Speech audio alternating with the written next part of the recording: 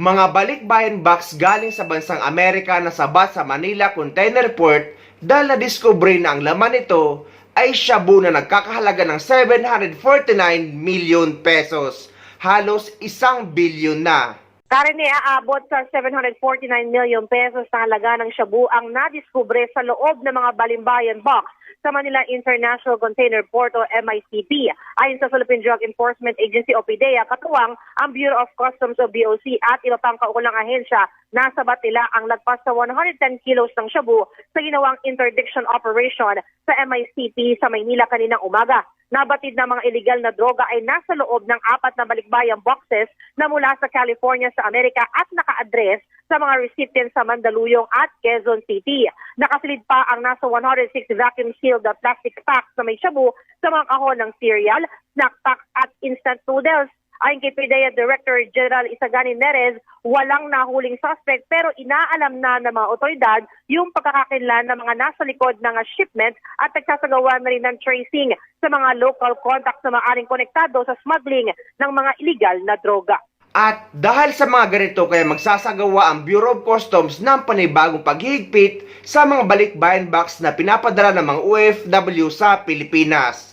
Dahil nagagamit na ito sa pagpuslit ng droga sa bansa natin. Paghihigpit ang customs sa inspeksyon sa mga balikbayan box para hindi magamit sa krimen tulad sa pagpuslit ng droga. Nangangamba naman ang isang grupo sa epekto nito sa tagal ng paghihintay para sa mga padala. Nakatutok si June Veneracion. Exclusive. Dahil sa nadiskubring mahigit 800 milyong pisong halaga ng shabu sa parcel nitong unang linggo ng Hunyo. Muling maghihigpit ang Bureau of Customs sa pag-inspeksyon sa mga balikbayan box.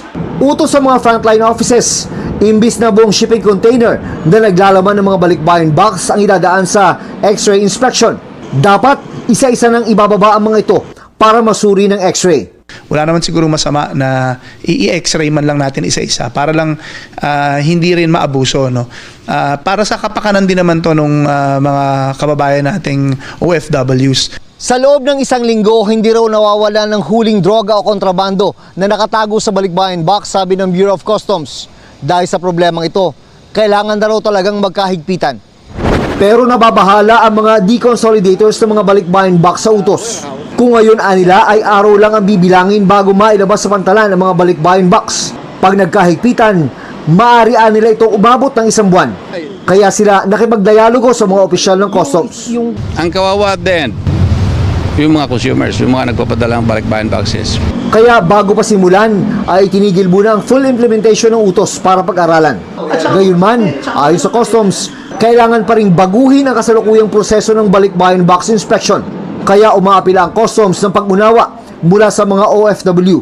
Ang kinakailangan lang talaga namin ngayon to find a way on how to stop itong continuous influx ng mga illegal items through the balikbayan box scheme, no?